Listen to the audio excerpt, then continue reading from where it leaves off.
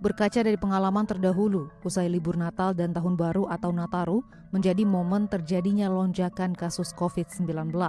Hal ini terjadi karena pada momen Nataru terjadi mobilisasi atau pergerakan aktivitas besar di tengah masyarakat. Dalam mobilisasi ini seringkali masyarakat abai dalam menerapkan protokol kesehatan. Kegiatan berkerumun dalam skala besar tidak terhindarkan, sehingga berakibat pada mudahnya transmisi paparan COVID-19. Di momen Nataru kali ini, Indonesia menghadapi tantangan besar, yakni potensi terjadinya gelombang 3 COVID-19. Hal ini mungkin terjadi karena momen Nataru kali ini dibarengi dengan masuknya COVID-19 varian Omikron, yang diketahui memiliki kemampuan menyebar lebih cepat jika dibandingkan varian lainnya. Demi menekan potensi terjadinya gelombang ketiga COVID-19, dampak dari libur Nataru 2022, pemerintah melalui Kementerian Komunikasi dan Informatika atau Kemkominfo berkomitmen untuk memberikan informasi terkini tentang kondisi dan upaya penanganan pandemi di Indonesia. Direktur Jenderal Informasi dan Komunikasi Publik Kementerian Komunikasi dan Informatika, Usman Kansong menyatakan bahwa di tahun 2021, Kemkominfo telah melakukan berbagai literasi informasi seputar COVID-19. Usman mengatakan dalam menghadapi momen Nataru, Kemkominfo sudah melakukan berbagai komunikasi publik, seperti kampanye disiplin menerapkan protokol kesehatan saat melakukan perjalanan maupun saat berada di tempat umum, hingga edukasi pentingnya vaksinasi COVID-19 dan ajakan untuk melakukan vaksinasi baik untuk dewasa, orang lanjut usia maupun anak-anak. Kampanye ini dilakukan sebagai upaya untuk menekan potensi penularan COVID-19 di momen Nataru.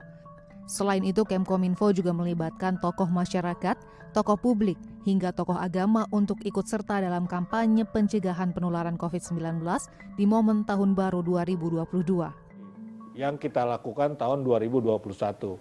Tentu saja tahun 2022 kami tetap harus melakukan orkestrasi komunikasi publik dalam konteks COVID-19, dalam konteks pemulihan kesehatan dan pemulihan ekonomi. Ya, tentu saja akan terjadi berbagai modifikasi ya dalam literasi ataupun orkestrasi informasi di tahun 2022. Di tahun 2022 kita selain menggencarkan kampanye literasi ataupun orkestrasi lewat udara, dalam hal ini maksudnya lewat media massa ataupun media sosial, tetapi juga kami akan melakukan komunikasi yang sifatnya langsung, ya langsung ke lapangan, ya langsung ke masyarakat dalam konteks pemulihan kesehatan dan pemulihan ekonomi.